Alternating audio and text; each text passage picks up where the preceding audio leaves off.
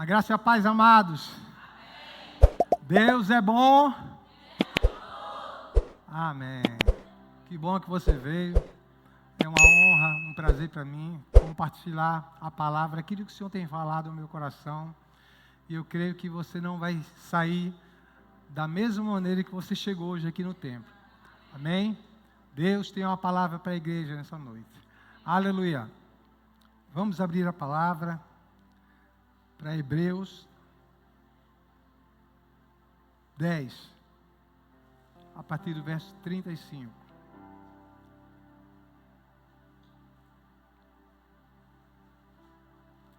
Hebreus 10, a partir do versículo 35.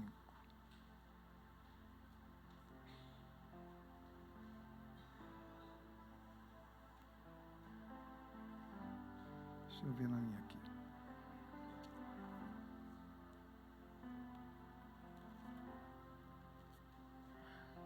Tem na atualizada? Hebreus 10, 35. Na versão atualizada.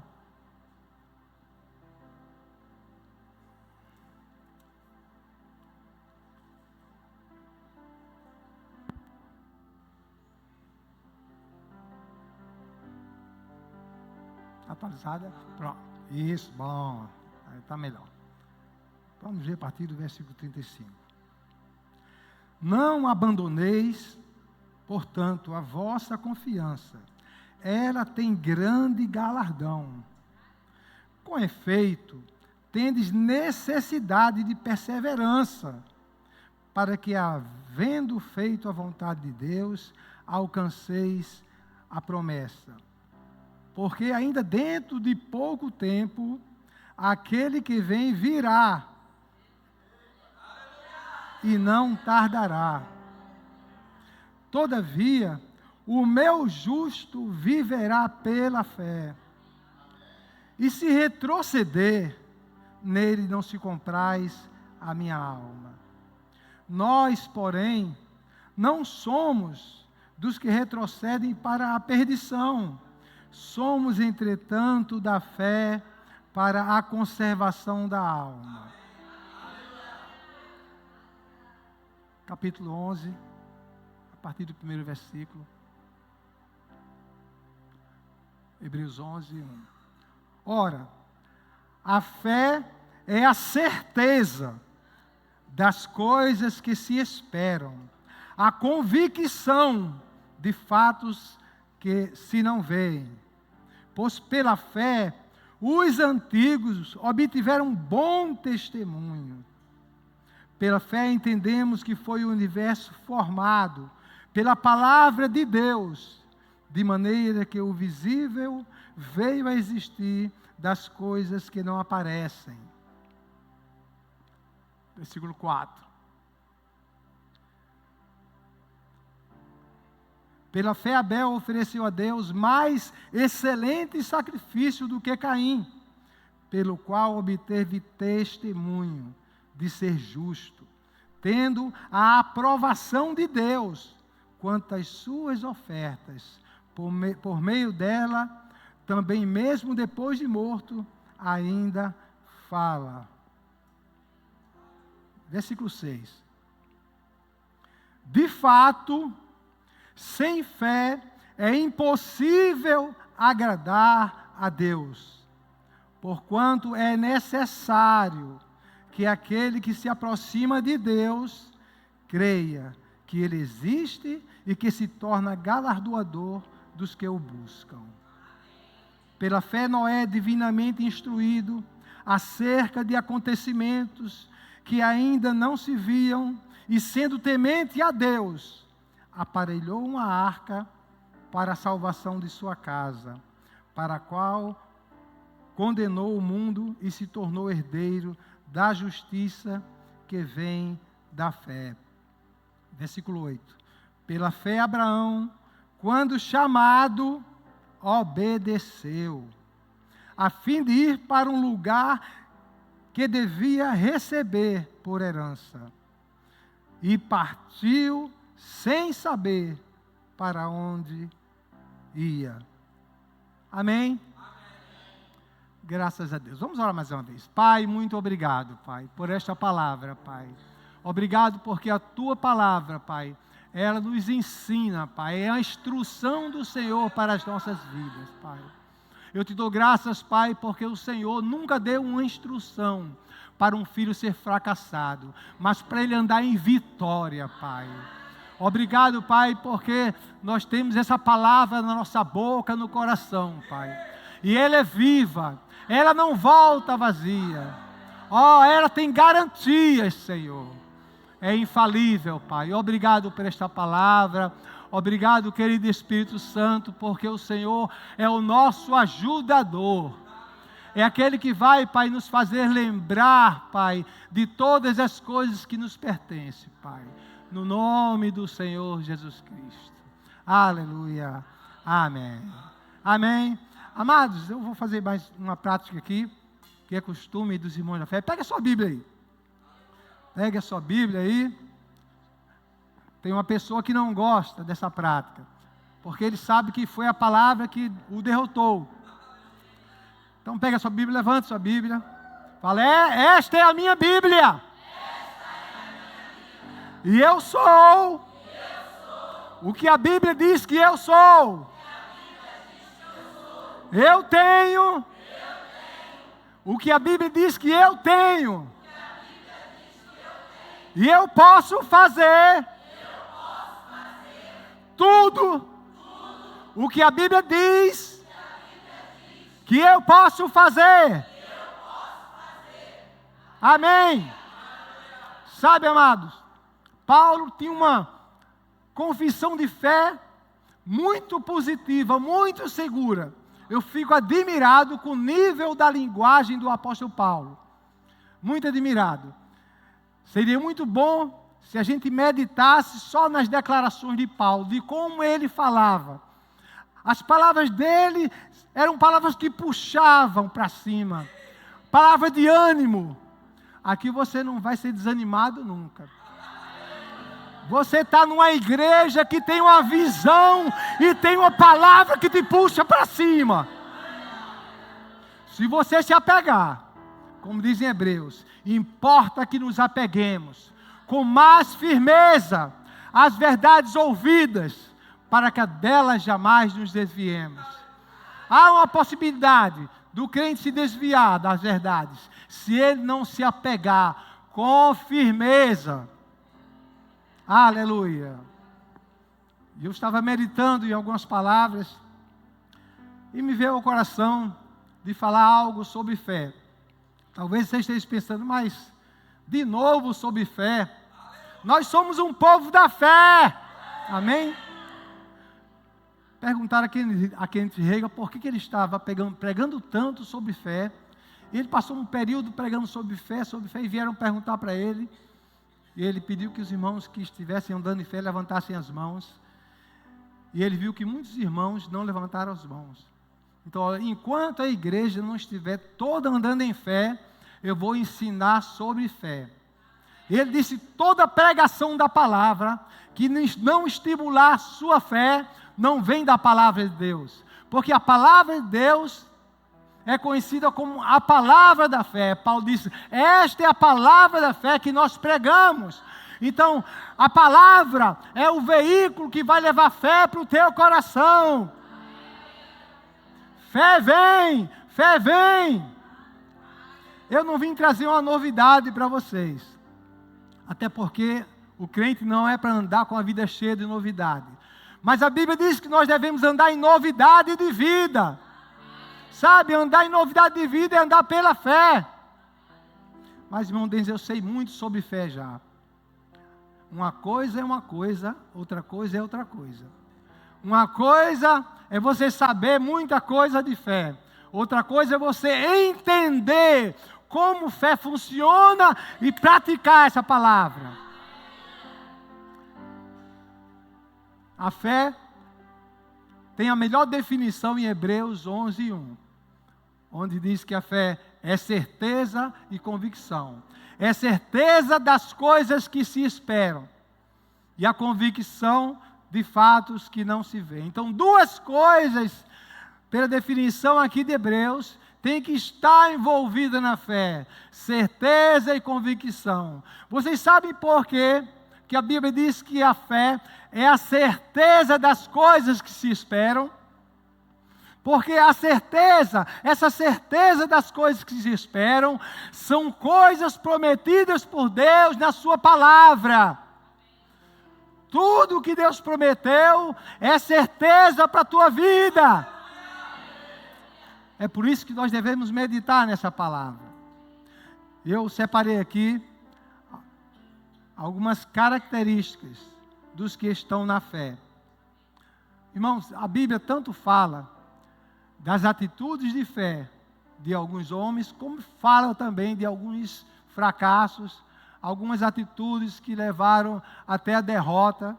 Então, eu separei aqui e nós vamos começar por Números capítulo 13.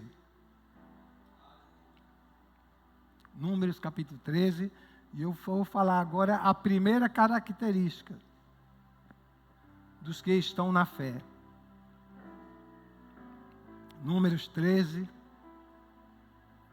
Primeira característica dos que estão na fé. Eles consideram a palavra acima das circunstâncias que se apresentam. Primeira característica. Ele vai considerar a palavra acima de toda e qualquer circunstância que se apresente à sua frente. Vamos ler aqui Números 13. Nós já conhecemos bem essa história.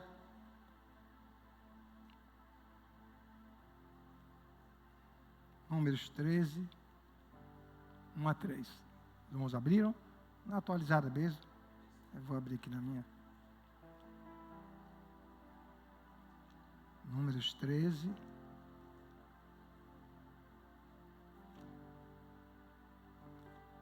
Não chegou aqui para mim, eu vou ler aqui. Disse o Senhor a Moisés: envia homens que espiem a terra de Canaã, que eu hei de dar aos filhos de Israel. De cada tribo de seus pais enviareis um homem, sendo cada qual príncipe entre eles. Enviou-os Moisés do deserto de Parã, segundo o mandato do Senhor. Todos aqueles homens eram cabeças dos filhos de Israel. Vamos passar agora para o versículo 25. Números 13 e 25, para a gente entender bem direitinho o que aconteceu aqui. Ao cabo de 40 dias, voltaram de espiar a terra. Caminharam e vieram a Moisés e a Arão, e toda a congregação dos filhos de Israel no deserto de Parã e Cádiz. Deram-lhes conta a eles a toda a congregação e mostraram-lhes o fruto da terra. Relataram a Moisés e disseram: fomos à terra que nos enviaste, e verdadeiramente mana, leite e mel. Este é o fruto dela. Opa.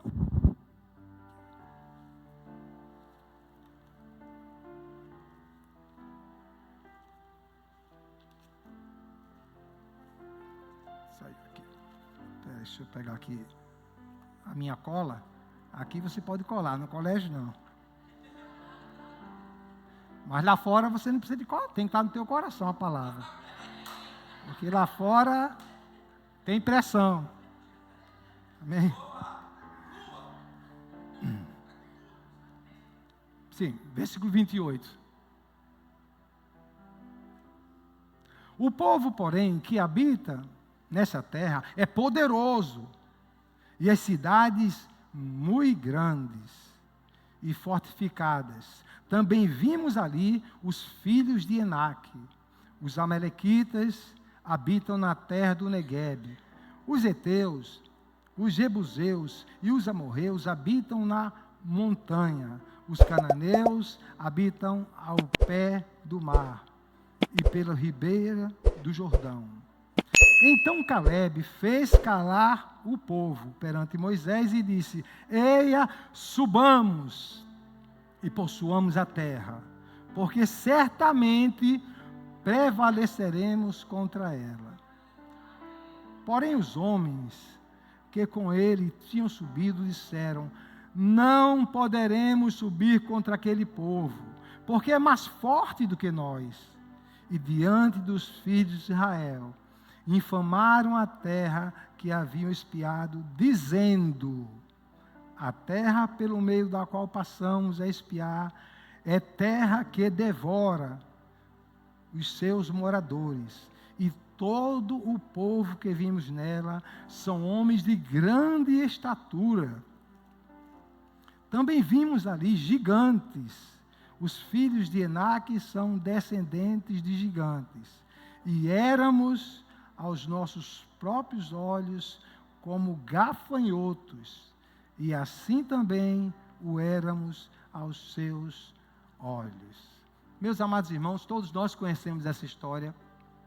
A Bíblia diz, irmãos, que Deus, Ele tirou o povo do Egito para uma terra que Ele havia prometido com juramento.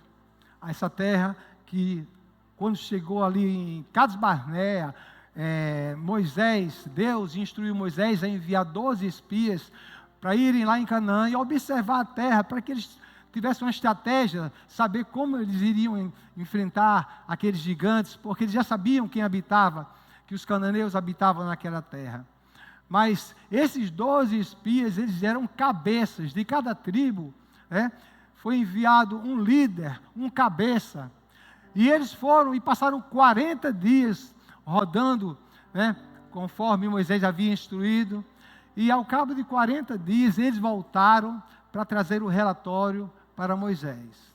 A Bíblia diz que eles passaram no vale de Escol e trouxeram um cacho de uva, que foi necessário passar uma vara para 2 homens carregar esse cacho de uva. Eu não sei se era uva rubi, bordô, eu sei de uma coisa, eu nunca vi um cacho de uva sendo levado por 2 homens numa vara. Essa terra, verdadeiramente, eu não sei se hoje existe esse tipo de uva, mas a Bíblia diz, não eram vários cachos de uva. A Bíblia diz que eles pegaram um cacho de uva e passaram uma vara para 2 homens trazer esse cacho de uva. Irmão, essa terra era mana, leite e mel. Essa foi a terra que Deus prometeu para os filhos de Israel. Mas o que aconteceu? Eles voltaram e eles chegaram para Moisés e deram o seu relatório. Mas eu quero mostrar para vocês que apenas 2 espias, eles apresentaram um relatório positivo, tiveram uma atitude de fé, enquanto que os outros 10 espias, eles infamaram a terra. A Bíblia diz que o povo começou a murmurar, porque o povo tem uma tendência de querer ir pela maioria. O povo costuma dizer que a voz do povo é a voz de Deus. A voz do povo nunca foi a voz de Deus. A voz de Deus é a palavra de Deus. Então a primeira característica dos que estão em fé é que eles consideram a palavra acima de toda e qualquer circunstância que se apresente na sua frente. Ele tem uma palavra, ele tem a palavra, ele tem a fé. A nossa fé é a nossa vitória. Amados, Josué e Caleb tentaram até motivar aquele povo. Ele falou, Josué e Caleb falaram assim, porém Josué e Caleb depois vieram até o vale de Escol, dali cortaram, não, nesse versículo aqui, peraí. Está aqui, 14:6. E Josué, filho de Nun, e Caleb, filhos de Jefone, dentre os que foram espiar a terra, rasgaram as suas vestes e falaram a toda a congregação dos filhos de Israel, dizendo: a terra pelo meio da qual passamos a espiar é terra muitíssimo boa. Versículo 8. Se o Senhor se agradar de nós, então nos fará entrar nessa terra e nos dará terra que emana leite e mel. Tão somente não sejais rebeldes contra o Senhor, e não temais o povo dessa terra, porquanto, como o pão, podemos devorar. Retirou-se deles o seu amparo. O Senhor é conosco, não os temais. Essa foi a palavra dada por Caleb. Palavra positiva. Mas sabe, irmãos, muitas vezes a gente se depara com situações e muitas vezes a gente vê os nossos problemas como gigantes e desconsidera o que a palavra de Deus fala sobre nós, o que a palavra nos instrui para a gente falar. Paulo passou por muitas adversidades, mas aí em Romanos 8 ele disse: o que diremos a respeito de todas essas coisas? Todas aquelas coisas que ele relatou lá em Romanos 8. Ele disse: se Deus é por nós, quem será contra nós? Quando as circunstâncias se apresentarem diante de você, fale a palavra. Deus maior é aquele que está em mim do que aqueles que estão no mundo. Paulo tinha uma linguagem alta da palavra. Paulo dizia: se nós habitamos com o Senhor, se habitamos no corpo, o corpo é do Senhor. Se nós nos ausentamos do corpo, habitamos com o Senhor. Quer, pois, habitamos no corpo, quer deixamos o corpo, somos do Senhor. Paulo disse: eu estou bem certo. Eu estou bem certo de que nem morte, nem vida, nem anjos, nem principados, nem coisas do presente, nem do porvir, nem poderes, nem altura, nem qualquer outra criatura, nem Satanás, nem o inferno, nada poderá nos separar do amor de Deus que está em Cristo Jesus. Confesse quem está em você. Aleluia, aleluia, aleluia. O grande erro dos 10 espias foi olhar para os gigantes e olhar para si mesmo e não para Deus. Esse foi o problema deles. Eles consideraram mais os gigantes do que a promessa que Deus havia feito. Infelizmente, muitas vezes, nós vemos os nossos problemas como se fossem do tamanho de gigante, por não fixar os olhos em Deus e na sua palavra. Quando você dá muito crédito às circunstâncias, aos problemas, é porque você não está considerando a palavra acima de todas as coisas. Sabe, daqueles 10 espias, só 2 entraram na terra prometida. Deus não tirou o povo do Egito para ficar 40 anos rodando no deserto. Mas eles infamaram a terra e Deus falou que eles não iriam entrar ali na terra. Então a primeira característica dos que estão na fé é que eles consideram a palavra e falam a palavra quando as circunstâncias se apresentam. Segundo exemplo que eu separei aqui, é o exemplo de Pedro, em Lucas capítulo 5. Vamos já para Lucas capítulo 5.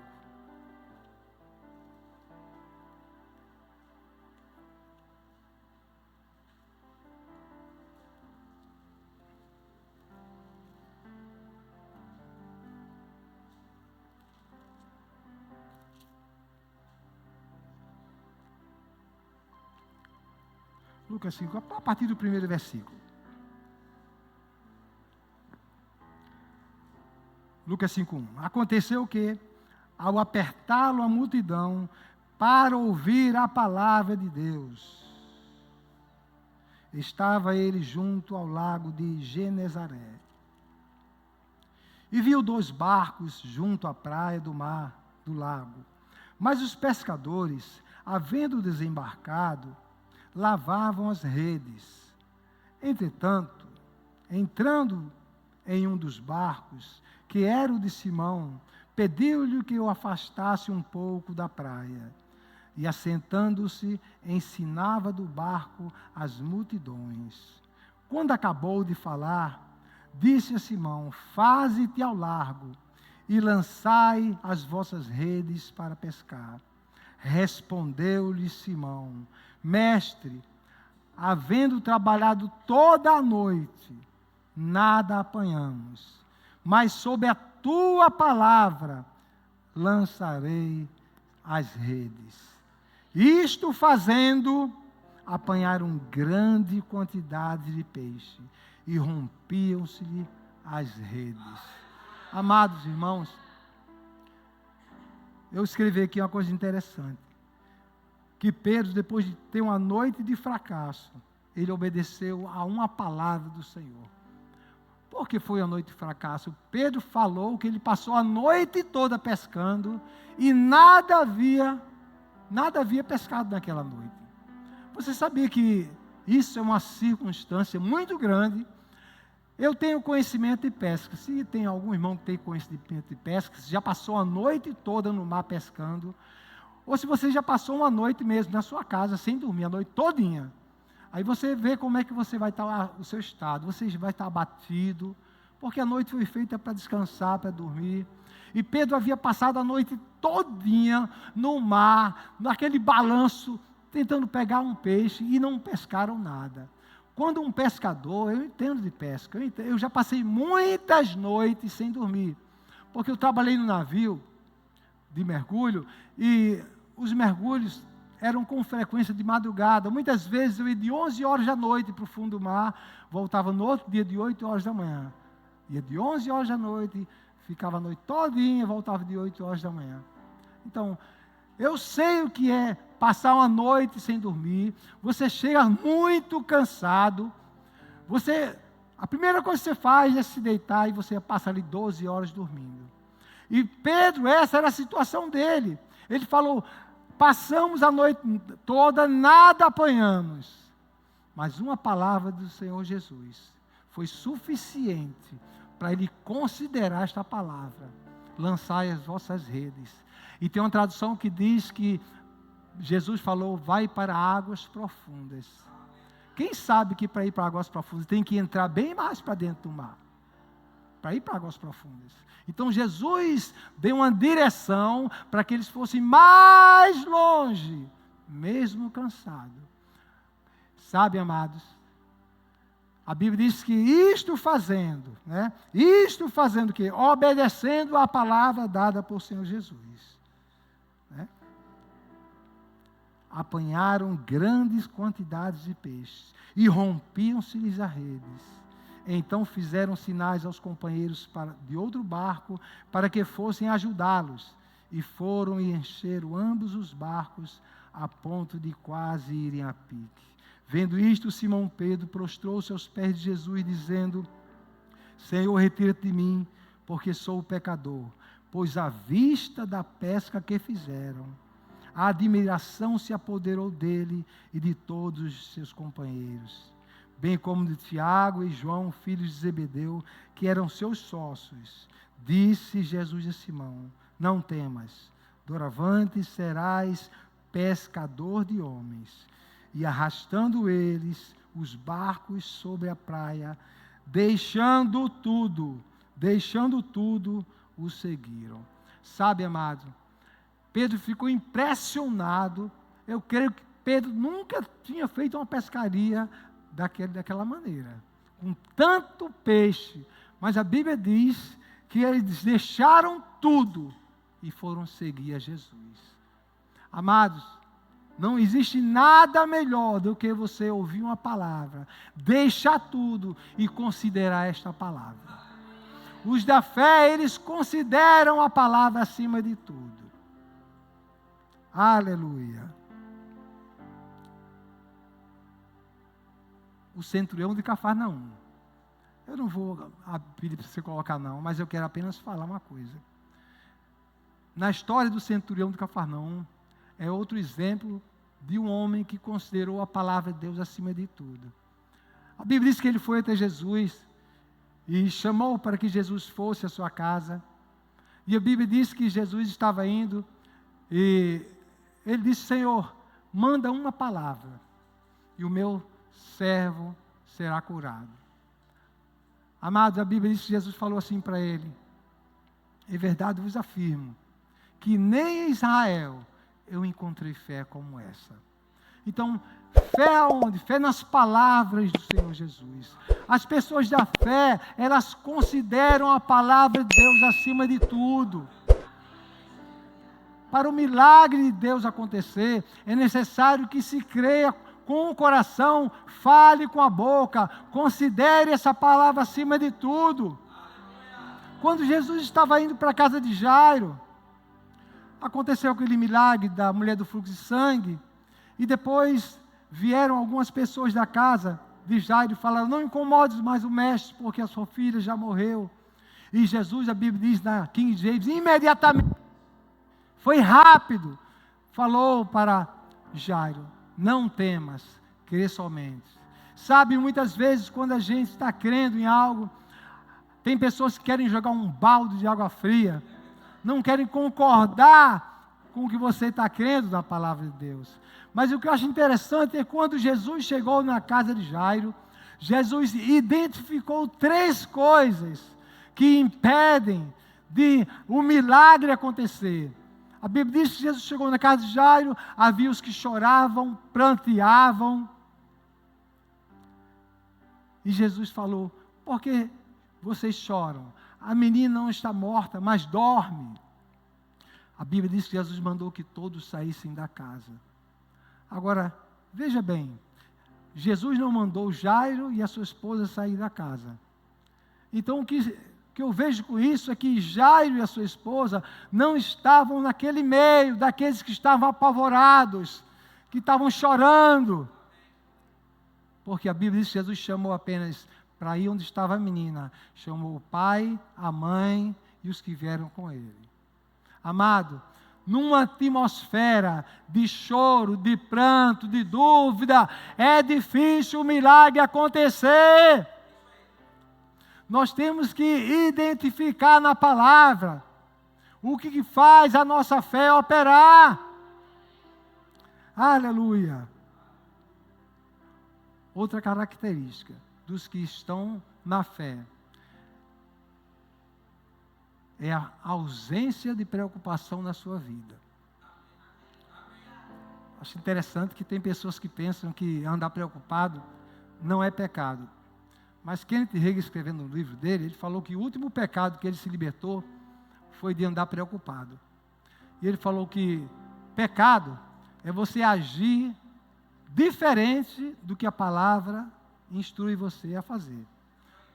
Se a Bíblia diz: não andeis preocupados de coisa alguma, e você anda preocupado com as coisas dessa vida, é porque você não está o quê? Confiando em Deus, confiando na sua palavra.